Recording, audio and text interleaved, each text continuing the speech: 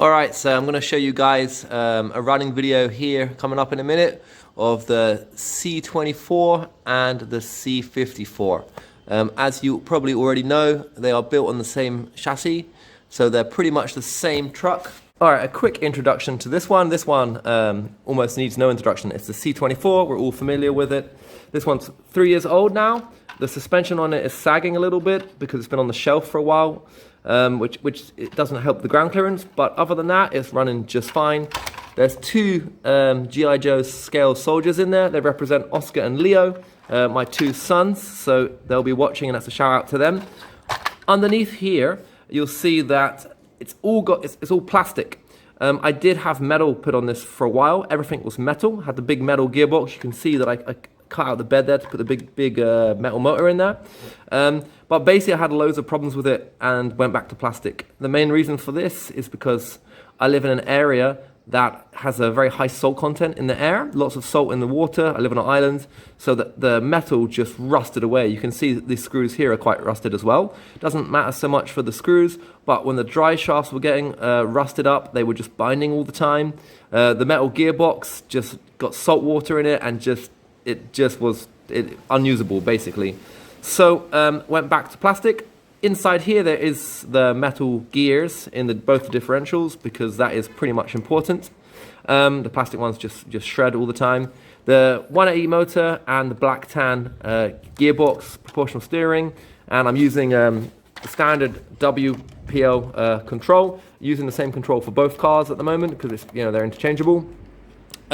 Batteries, 7.4 lithium ion batteries, same in both. As I said, it's pretty much the same setup for both vehicles. I do live in an area where I have a lot of access to spare plastic parts, which did help with my decision to go back to plastic.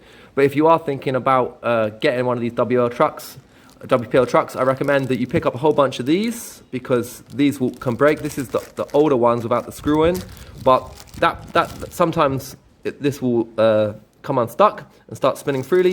You can whack a new one in there easily. This is the black tan B36 gearbox. I have a whole bunch of these. Again, this one also has the screws that came with the C24-1. So this is the later generation of the black tan gearbox. But again, any problems with the motor, or if the plastic gears inside the tan gearbox shred, you can just whap out a new one and put it in. So buy a whole bunch of these. Buy a whole bunch of these, and think about buying some spare plastic support straps as well in case these break out. Tires, soft ones at the front, the soft kit ones, and standard hard rear RTR ones at the back. For sand, I do switch it out and go all soft, but I find that if I'm in mud or if I'm climbing, what happens to me anyway is that the soft tires on the back always come off the rims, and I spend half the run putting them back on. Whereas if I had the hard tires on there, they stay fixed. Soft ones at the front, just so that if you are climbing, it does give you that extra. It makes it a little bit easier to get up and over humps, because they're soft. It seems for some reason the ones at the back are the ones which always run off for me. All right, so there you are. That's the C24. In a quick intro. It has seen better days, but it's running just fine. And a quick run through of the C54. As you can see from the shell on the left, this one is a C24-1 chassis. I bought the C24-1 at the same time as I got the C54 and immediately switched it out. Haven't used this, probably not going to. I know my red one's all tatty, but it's got historical nostalgic significance, so we'll keep it on there.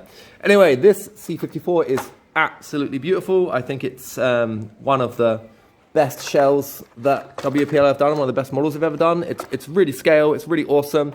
Again, got Oscar and Leo, the two G.I. Joes, sitting in there. This time their legs haven't been cut off because they fit in just fine, which is awesome.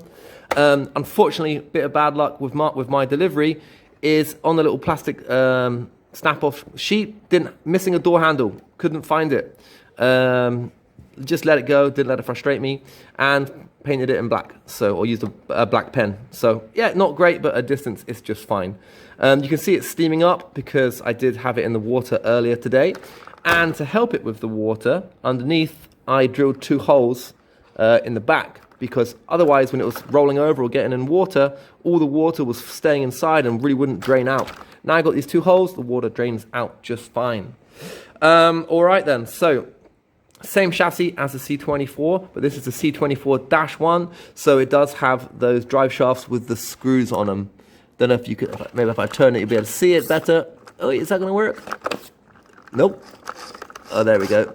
Yeah, you can see it's got the screws on it. Okay, cool. Also, I put on some bigger tires. These are not WPL tires. They're not super soft, but they're soft enough.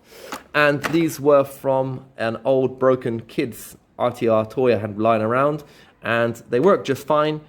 The good thing with the C54 chassis is the whole chassis, not the chassis, the shell, the whole shell doesn't overhang the chassis. On the C24, if I get that back for a minute just to show you guys, like the front overhang the metal chassis quite a bit. So did the back, so did the sides. So that limited your ground clearance. Also, with this one, because the wheel wells are that much higher up on the chassis, you can get bigger tires on it without having to adjust the suspension. So these tires actually don't fit on the C24 because the shell hangs down too much, but they do fit just fine on the C54, and they give it a little bit more ground clearance, slightly wider, slightly thicker tires. I know a lot of people have been switching out tires on the C54 from what I've seen on the net, so yeah, good idea to do so. Another modification that I did reluctantly is I actually chipped off a little bit of the corner of the hood or the bonnet, because they had a plastic tool with it originally, and that thing snapped straight away. So I was putting my knife in here to open up the hood, and yeah, I just cut a little bit of a hole in it so that it's easier to open up. When it's down, you can't really see. This sports grille, well worth it. I've already dinged the side of it quite a lot. So if you are going to get one, get the sports version. It doesn't cost that much more. And then you've got the option. This is actually the other headlights. They have sports headlights, but I like them, so I kept them in there. But it gives you much more flexibility, yeah? So, all right, that's basically the C54. All right then, well, before we get into the video, I'd like to thank Tom Lee RC Garage, or RC Garage in the UK. His videos have been very inspiring. He's proper into the RC scene, gives good reviews, helped me with my decision to get WPL. These are the only cars I have, actually. I'm not super into the RC thing, but it is a lot of fun. And I am also on a budget, which is why I'm rolling with WPL, because I don't have the money to invest into what probably would be better and more expensive trucks, but these are fine. Does for me. All right, well, if you're not at work, get a cold beer, sit back, and enjoy the video. Cheers, guys.